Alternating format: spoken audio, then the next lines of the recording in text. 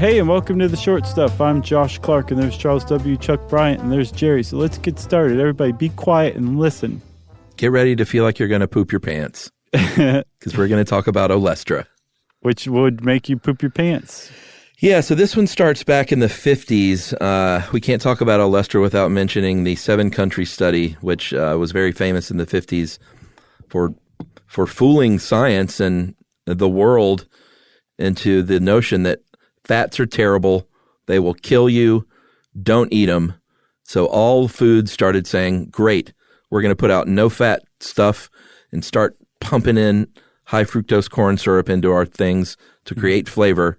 Right. And the world is the worse for it. Right. Yeah, I think we need to do a straight-up stuff you should know episode about the seven country study, okay? For sure. So let's stop talking about it now. Oh, okay.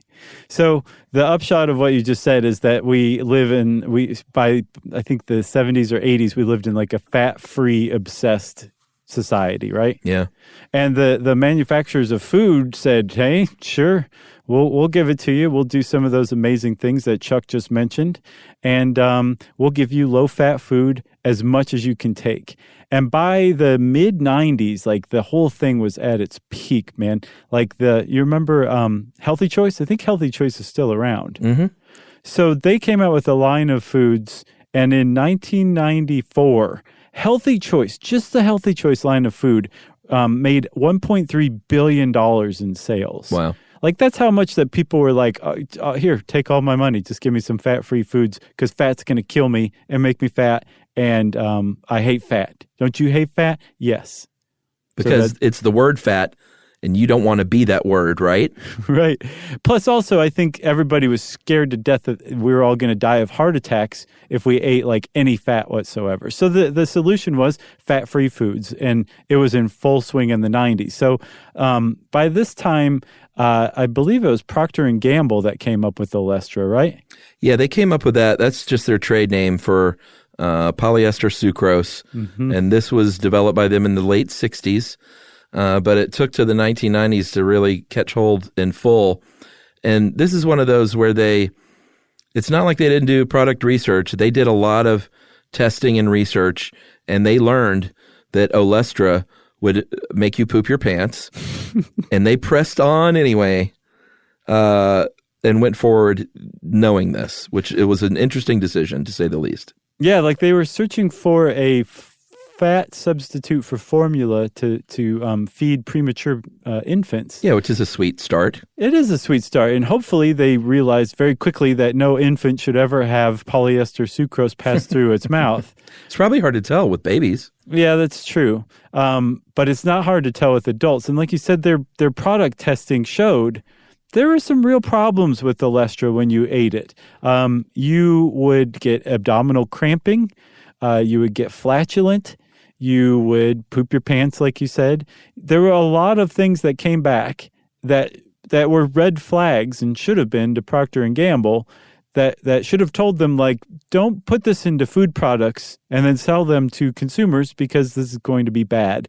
But Procter & Gamble had spent, hundreds of millions of dollars developing this stuff by this time. It had been in development for like 30 years.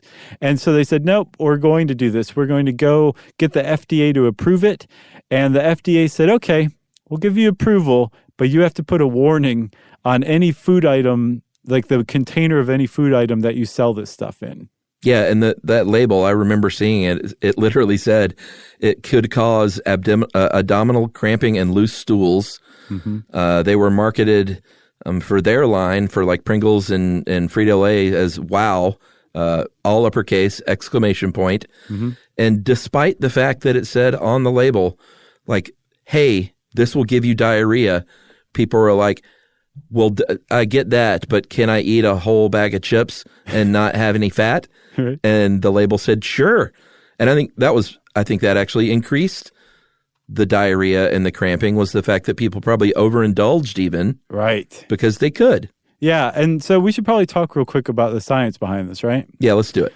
So polyester sucrose mimics fat in its taste, its mouthfeel. It does everything that fat does, except get metabolized by the body, right? Yeah. So like a triglyceride, a naturally occurring fat, is a molecule, fatty acid surrounded by 3 chains of hydrocarbons. And when you eat that thing, that molecule, your body metabolizes it by breaking the hydrocarbon chains off of it and using that fatty acid, either for energy or to store later to use as energy as fat. Okay? Yeah. That's the naturally occurring stuff. So for polyester sucrose, it has a sucrose molecule and it's surrounded by hydrocarbon chains too, but there's a lot of them. So much so that the parts of your body that normally metabolize fat can't break through all those hydrocarbon chains. And so that molecule of polyester sucrose goes through your body untouched. It comes out the other end just like it went in. So you get the mouthfeel, you get the taste. You get the experience of eating fatty foods with no fat and no weight gain whatsoever. The problem is, on the other side, when it does come out, it comes out with a lot of poop and a lot of cramping. And there's another problem with this whole thing that we'll talk about right after this.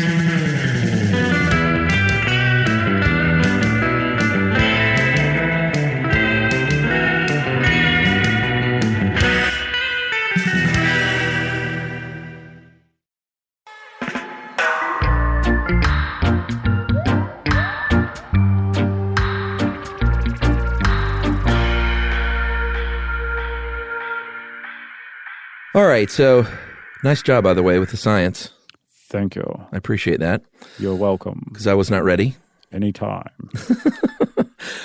So they discovered with Olestra that this is great. It just comes out the body like it goes in. These idiots will still eat it. It doesn't metabolize.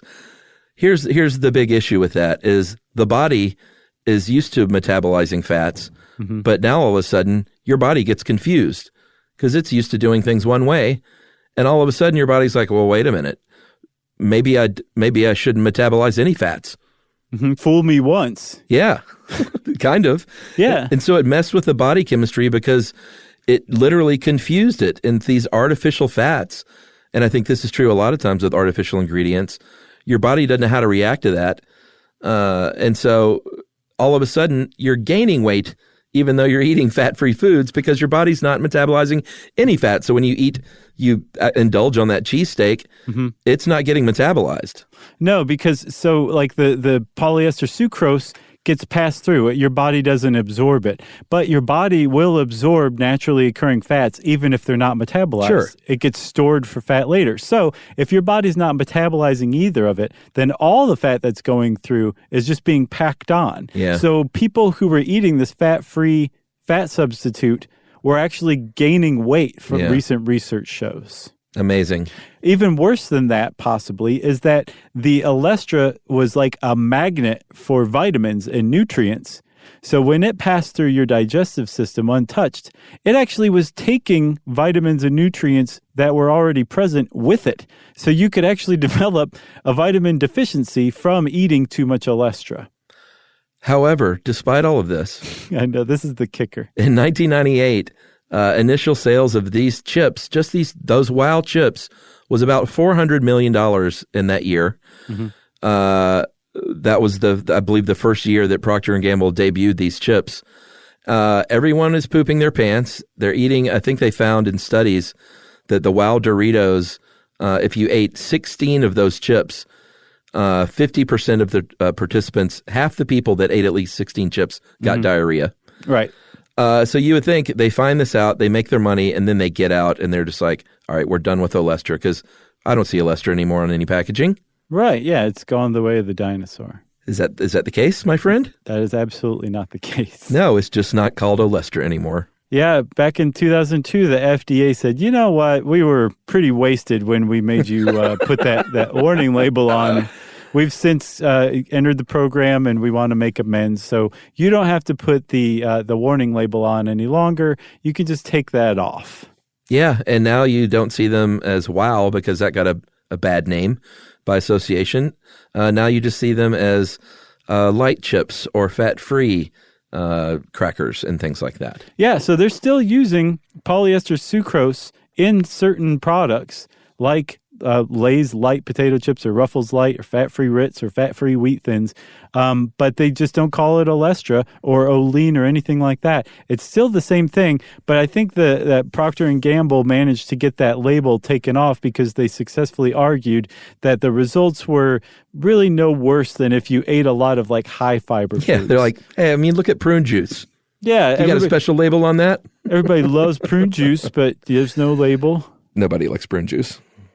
No. What are prunes made from? Are they dates or I always get those confused. The dehydrated you know what I'm talking about. I know, prunes.